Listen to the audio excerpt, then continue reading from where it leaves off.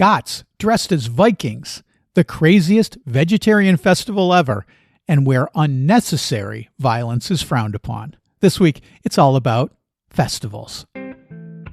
Traveling the world to bring you delicious dishes, tasty beverages, and interesting experiences. This is the Destination Eat Drink Podcast on the Radio Misfits Podcast Network. I'm Brent Peterson. Welcome to Destination Eat Drink, the travel podcast for foodies, and welcome to the 350th episode of the show.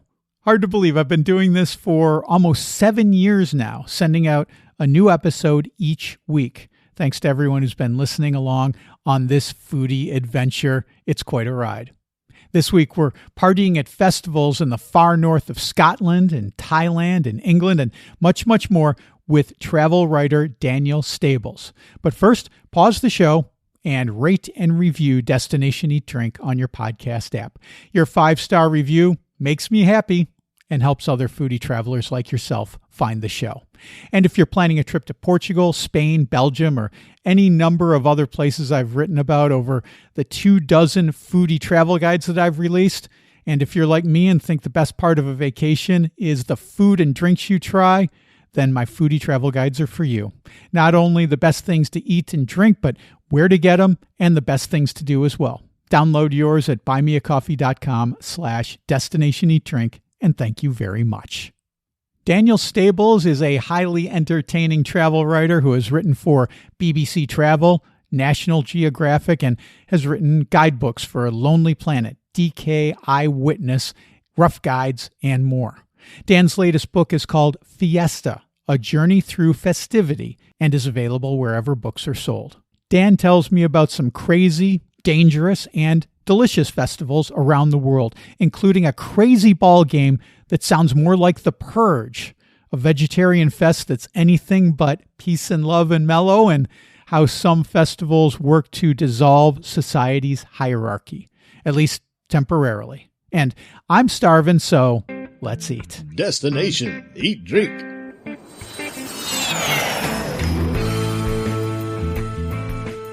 Daniel Stables, author of Fiesta, A Journey Through Festivity. Welcome to Destination Eat Drink. Can't wait to talk to you about partying. Thank you. Thanks so much for having me. You know, as I was reading your book, it occurred to me that festivals can mean different things to different people. Like when I think of festival, I usually think of it as like a giant music festival, like Lollapalooza or something like that. But, you know, other people might think of it as something like a little festival at their church, or one of the big festivals in Lisbon that we're celebrating all summer. Is there a way that we can define festival?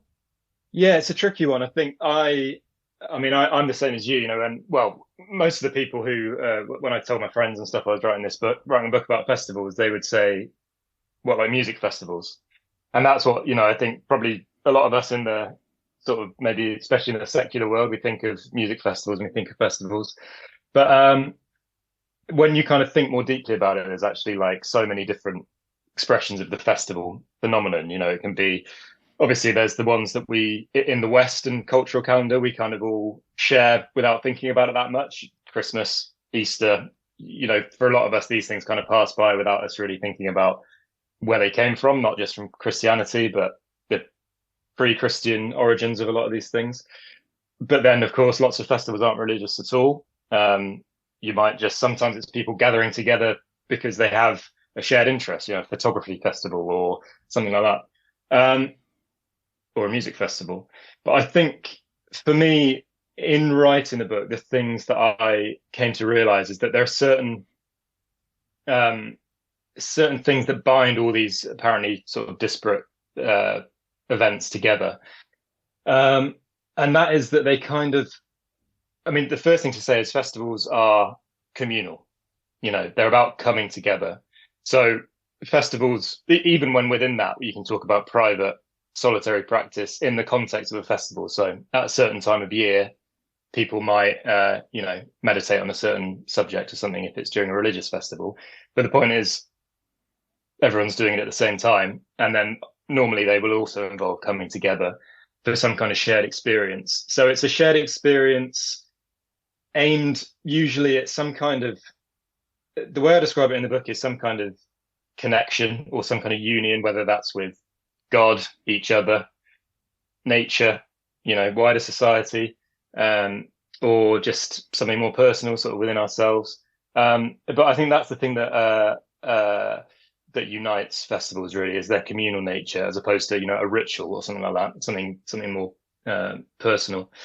But yeah, these things cropped up time and time again when I was writing the book, which are common to festivals. We'll probably go on to talk about some of them, but they're these events which kind of, they're brilliant to experience, whether it's your culture or you're traveling. I mean, this is a travel book, so most of them festivals I wrote about were I was more of a spectator really, but they kind of draw you in because they have these feelings of, Emil Durkheim described festivals as events of collective effervescence, and I think that's a really nice way of describing them. There's like something about coming together which just turns everything up to 11, whether that's costumes, food. People tend to have lower inhibitions, and that's because of substances altering states of consciousness, but not necessarily. Right. It's just the kind of general kind of heightened atmosphere of these events, which is really nice, and it just creates the kind of special times in the calendar when cultures express themselves more vividly than at other times. So these are activities that are actually planned in advance. They may go on for years or generations. I was, as you were answering that question, Dan, I was just thinking to myself, what about spontaneous festivals? And I thought of it because I think we were in Spain during the last World Cup. And when Argentina won, this spontaneous celebration of Argentines erupted in the streets. And, you talk about getting drawn in. We got drawn into this celebration. Would that qualify under your criteria as a festival?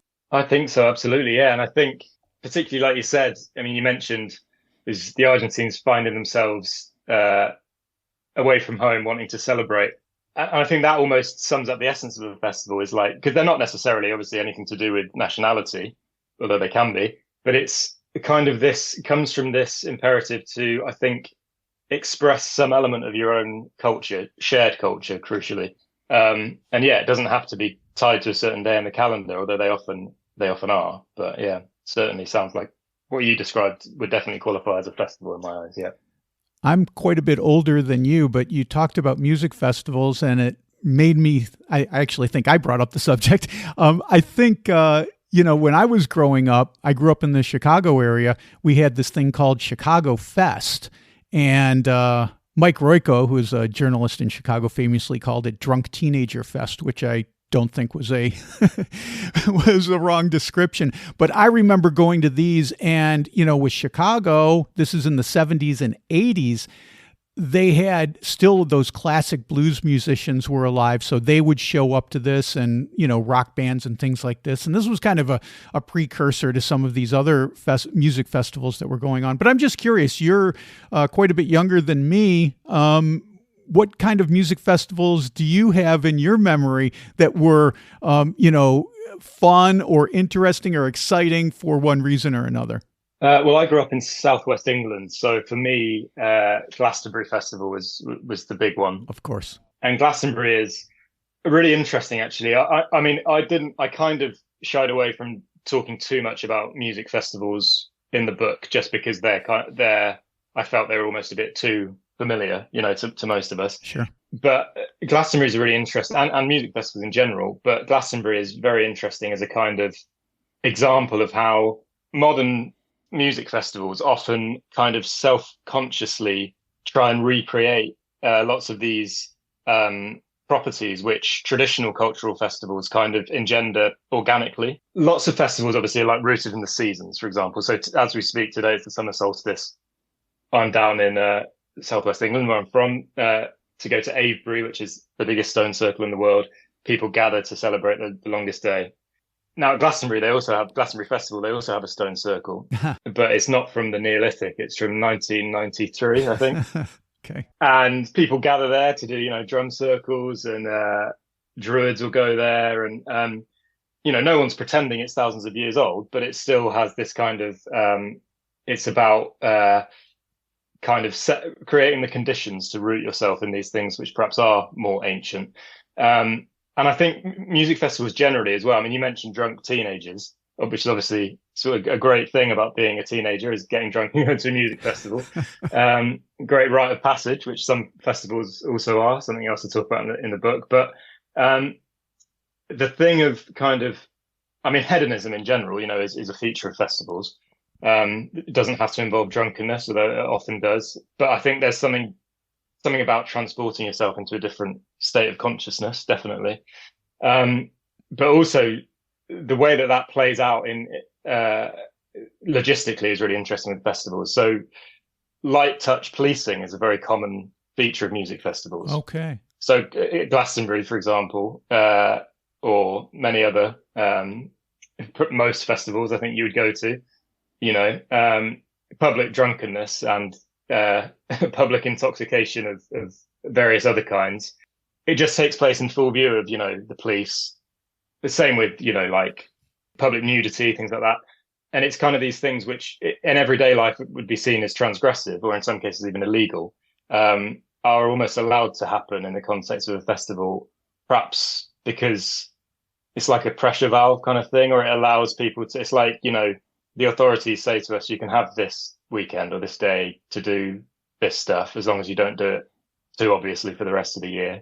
And yeah, but it all adds to this feeling of that festivals have of apartness and being a special time where the rules are different.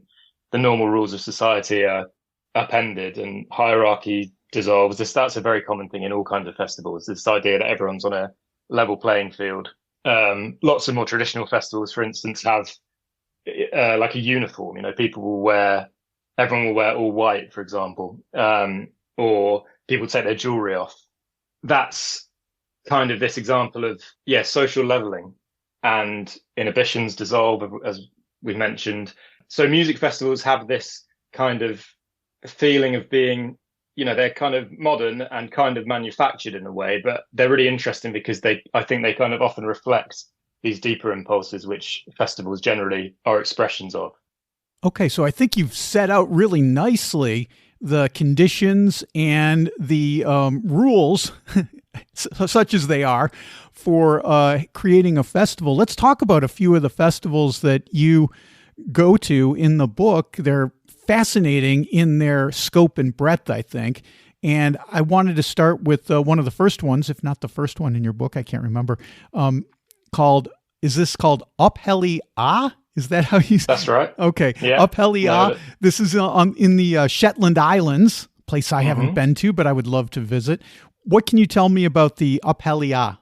Okay, so Uphelly Ah is it's actually a series of festivals. I think there's 12 of them, which are held between kind of mid-January and mid-March in the Shetland Islands, which are, this very northerly archipelago of islands, part of Scotland officially.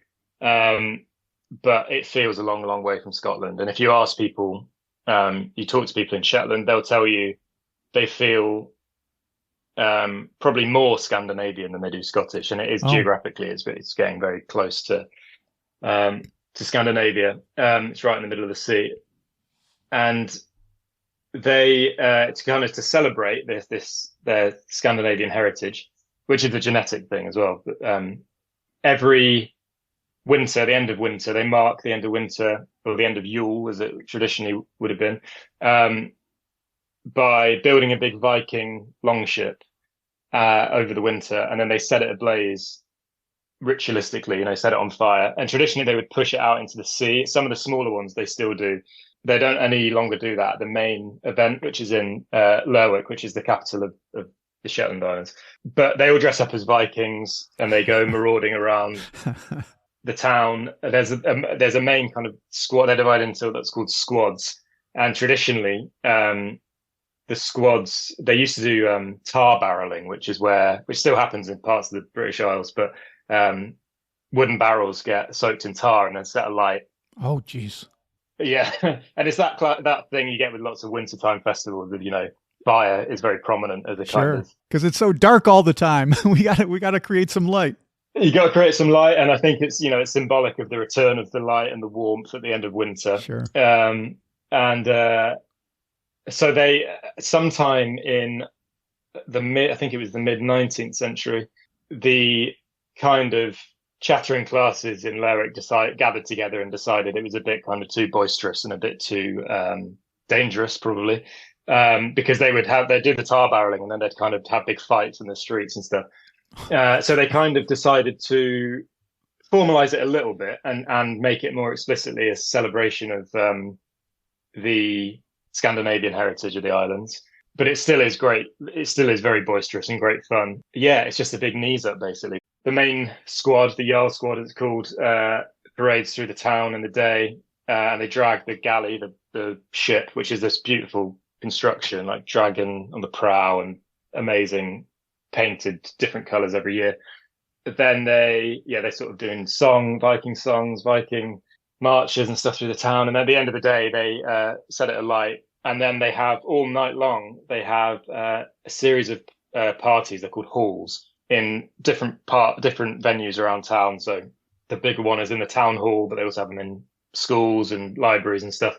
They're just basically big all night long parties where people will do people will be playing traditional Shetlandic folk music and traditional folk dancing. And then different squads, as they call them, which is, different teams of people in costumes, will tour the halls all night. And they'll each do either a dance or a kind of comedy skit type thing. So when I went, some of them were just groups dressed in stupid clothes dancing to like ABBA songs and stuff. And then some of them were, I remember one of them was a sort of satirical thing. That was at the time when there was a bedbug epidemic in Paris. Don't know if you remember that. And these blokes dressed as giant insects, and then half of them were dressed as French maids. And they were like sweeping them pushing them around, mopping them up. Yeah. It was very surreal. And very funny, and that just goes on all night, and it's just a big booze up, and it's great fun. But it's very much kind of one of a genre of festivals, which is kind of festivals. We think of New Year, New Year's Eve, and some fireworks and a few drinks or whatever. But really, as a point in the calendar, whether it's January the 1st or whether it's kind of the end of winter, as it is in the case of Uphelliar. Again, it's symbolic of some kind of renewal, rebirth, and I think that's why we mark festivals like that, really. But Uphelliar is certainly, if you want to start New Year in the classic way with a raging hangover, then I would recommend Uphelliar as the means to do it. Another festival I wanted to talk with you about, Dan, is the Phuket Vegetarian Festival, because I don't generally think of a raging party when I think of the words vegetarian and festival. I think more of like hemp clothing and healing stones and, some lentil stew and stuff like that. But tell me about this rager. Yeah, well, it sounds like you're imagining Glastonbury a bit more than right. than the Phuket Vegetarian Festival. That's so as you say, Phuket Vegetarian Festival, you'd imagine it's in Phuket in Thailand, obviously. And you would think Vegetarian Festival, very wholesome, some nice plant-based food, and an early night, maybe. But sure. You certainly wouldn't imagine sort of extreme gore and, again, ritual violence. But that's kind of the order of the day there. So the Phuket Vegetarian Festival originated about 200 years ago, and it originated with an touring opera company who were on tour in Phuket. They were from southern China, Fujian province, and they were Taoists. And while they were on Phuket, there was an epidemic of some kind. It's normally attributed to either cholera or malaria, I think. And they thought, they kind of came together and thought, oh, we've been a bit lax with our religious practice. We need to get back on it to try and protect ourselves against this epidemic. Please the gods that they protect us against the epidemic. And so they kind of resumed some of their religious practices from back home, which included adherence to a meat-free diet. hence vegetarian, and giving up alcohol, giving up sex, giving up garlic and onion, strangely enough as well. But also it involves ritual mutilation, not by absolutely everyone in the community, but by spirit mediums who kind of get into a trance. This is another feature quite often of the kind of ritual element of festivals. Get into a trance and are possessed ostensibly by some kind of deity or something, the Taoist gods in this case. And then they would perform these acts of ritual mutilation where traditionally, and still to an extent, it's just a case of kind of skewers being like thin skewers being put through the cheeks normally, or various parts of the face. But over the years and the centuries, it's become more and more extreme. And so now you get people, I mean, one of the people, I managed to get a picture of one of them, which I think is going to go in the book, of a guy with two swords through his face, full-size swords, one through each cheek. Jeez. Yeah. People with like crazy things, like a guy with a table lamp through his face. A guy had a bike frame, like a BMX frame. Oh my God. Yeah, it's crazy. And it's not for the faint-hearted, that's for sure. I mean, you can like you go in at sunrise to it goes on for 9 days, and it's according to the lunar calendar, but it's normally in either September or October. And every single day they have these processions of the spirit mediums. And I joined in on the biggest one, which is each of them is associated with a different shrine. This one's associated with a shrine called Jiwitui, which is like the biggest one in Phuket, biggest Chinese shrine. And I think there were 1,200, either 900 or 1,200, I can't remember, spirit mediums in this procession. All of them with these bizarre objects sticking out of their face. And because they're in a trance, they're like wobbling like jelly, and they're all sort of vacant eyed. They don't know what's going on. You see them in the shrine in the morning at kind of sunrise sort of time, having the procedure done to them. I saw the guy with the swords get the swords put through his face, and he didn't move a muscle. Wow. And there's no anesthetic involved. It's just because of the power of this kind of trance state that they're in. And so then when they get into the procession, so they have this kind of because they don't know what's going on, and they've got extremely sharp objects sticking out of their faces at all angles. They've got a kind of teams of assistants that are like guiding them along. And yeah, I walked with them for a while in that, which was, I could say, not a relaxing experience, but it was as good a cure for jet lag as I've ever discovered. I would say imagine. that. Adrenaline rush. Yeah. So that was a very, very amazing and intense experience. Probably the most intense experience that I had when I was researching the book, I would say. But it's not just sticking swords through the faces. They also do other kind of ritual mutilation type things. So there's fire walking, which seems very tame in comparison when you've seen someone have a sword stuck through his face. But also climbing on ladders of knives. So there's huge ladders. I mean, we're talking like 50 feet high, maybe more. And each rung of the ladder is like a sword, basically, like a massive knife. Wow. And they climb up them, and then they climb back down them. And there's like hundreds of them do that. And then as with many Chinese or Chinese influenced festivals, there's a huge amount of pyrotechnics going on as well, firecrackers everywhere, and fireworks. But yeah, so it's all a very, very visually kind of and orally and everything. In every way, it's a very, very intense experience, but it's a very cool one. I can just imagine the guy who got the bicycle frame through his face going into work Monday morning, and all his coworkers are like, "Good weekend, Jim?" He's like, "You have no idea." I know, but it's really it's amazing because I was chatting to one of the they're called Masong, the spirit mediums, and the day I was talking to one who had been in a procession the day before, and he had bandages all over his face because he obviously had wounds all over his face. And he was telling me he's been doing it for 25 years, I think he said. And I was like, wow. And he said, yeah, except during COVID. I'm not stupid. I'm drawing the line somewhere. So they do have some boundaries, yeah. But no, it's obviously for them, it's a spiritually significant uh, thing. It's a religious thing, and it's also fascinating because another one of the Masong was telling me about how she became a Masong, because it's a thing which, as far as they're concerned, they don't choose it. It's chosen for them.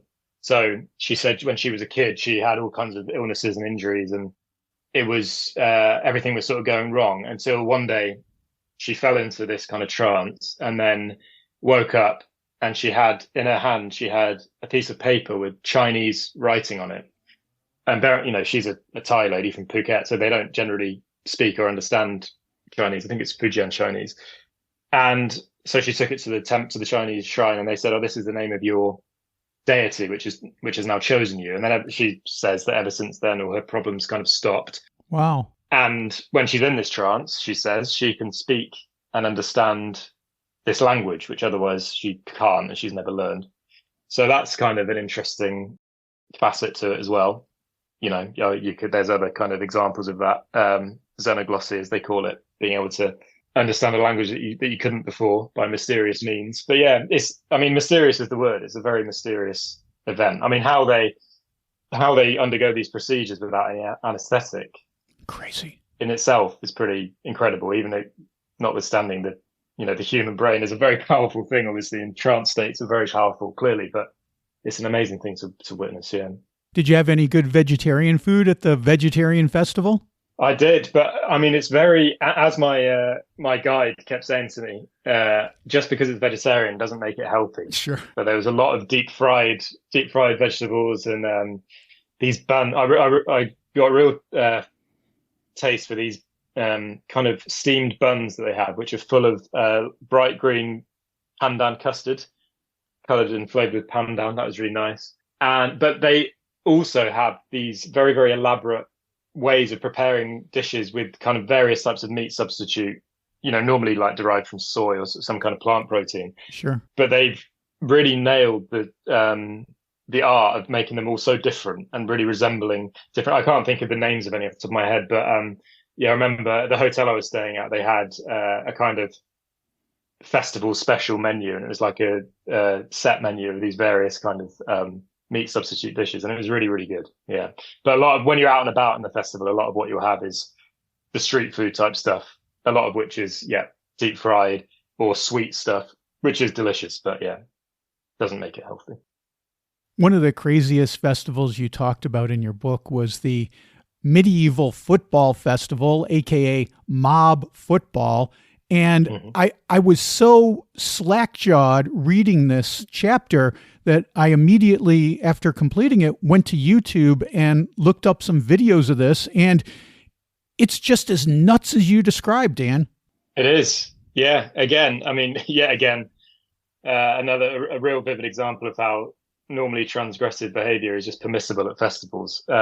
Right. So mob football, medieval football, give it its official name is Royal Shrovetide Football. Shrovetide because it's held on Shrove Tuesday and Ash Wednesday. And the one there are a few examples of it across the UK, and there's some kind of analogues as well in Europe, France and Italy. Basically kind of relics of medieval games, which were precursors to modern like soccer, rugby, American football.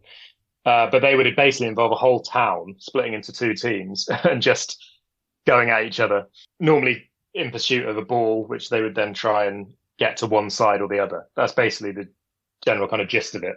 The most famous and the biggest surviving example in the UK is this one in Ashbourne in Derbyshire, which is a very mild-mannered market town for 363 days of the year. And then on Shrove Tuesday and Ash Wednesday, this complete chaos just descends. So the town divides into two teams. They're called the Uppards and the Downards. And the Uppards are people who are born north of this brook that runs through the town, river that runs through the town. And the Downards are people from the south. Basically, not everybody plays the game because it is very violent and it's very, not for the faint-hearted, but basically, a certain number of people from each I mean, there's no set numbers. It's like whoever wants to do it, but it's hundreds of people representing each side, and they try and get a ball from one end to the other. So basically, each team is trying to hit a plinth, like a stone plinth, hit the ball against that, and that's how effectively you score a goal or score a point, or goal a ball, as they call it. It has its own little language and stuff around it, and yeah, it's basically anything goes in the pursuit of scoring. So punching, kicking, biting, grabbing, basically there's a few rules which are murder and manslaughter are prohibited. Like they have to set out that as a rule. Unnecessary. This is my favorite one. Unnecessary violence is frowned upon. So it's allowed, but it's frowned upon. It's okay, but we would rather you not, Yeah, I can tell you from experience of having witnessed it, there's a lot of unnecessary violence that goes on. But and there's a couple of others, like churchyards are out of bounds. Basically, the field of play is the whole town and the fields surrounding it, and the river itself as well. But they're not supposed to go in churchyards, private gardens and homes, and a couple of other places. And they're not allowed to carry the ball in kind of motorized transport is prohibited as well. So, but yeah, you go to the town, this lovely sort of pretty market town, and then all the shops are just boarded up. There's people like looking through their curtains. It's the Purge. It's the Purge. It really is. Yeah. And again, it goes back to this thing, like I was saying before, kind of, I mean, not that this is strictly kind of necessary for the functioning of a healthy society to have a crazy game like this 2 days of the year. But I think it ties into this thing of a pressure valve, like a festival of the pressure valve. Sure. People get everything out of their system. So it'll be in the scrum of people, which they call the hug. There'll be, teachers got students with their teachers in headlocks, and shopkeepers and customers, and all these people. Again, these hierarchies of society and these normal categories just kind of dissolve, and it's just a massive brawl. But then afterwards, in the pub, the pub in Ashbourne is called the Green Man, and it's kind of the heart of the town, but also of Shrovetide football. And these people will be going at each other all day, and then at the end of the day, they'll go to the pub and have a few drinks, and everything's forgotten. And the thing that it really achieves, and it's the same with the Almonte's Brotherhood in El Rocio. I think the thing that it's aimed towards is kind of strengthening their local identity. So in El Rocio, for example, yes, they beat each other up when they're trying to climb up the altar, but the important thing is that outsiders are not allowed to get involved. Mm-hmm. It's their thing, and it's the same with Shrovetide football. Like I mean. In practice, it would be difficult for people to know, I think, if an outsider got involved. But it's very, very frowned upon for a non-townsperson to get involved in the game. It's very much their thing. So even though even though the game ostensibly tears the town in half because they're pitting two sides against each other violently, actually, I think the end result is that it kind of strengthens their local identity. Well, I'm glad you lived to tell the tale. We've talked a lot in this conversation about kind of the role of alcohol with a lot of these rituals and festivals. But I'm also wondering about the rituals of mind-altering substances that are not alcohol. Like I'm thinking like peyote and psilocybin and things like this, and how that fits in with festivals and the idea of dismantling the ego and this kind of idea. Yeah, I think certainly that, like ego death, is it crops up again and again and again in festivals. And it's not always, sometimes it's to do with taking hallucinogens.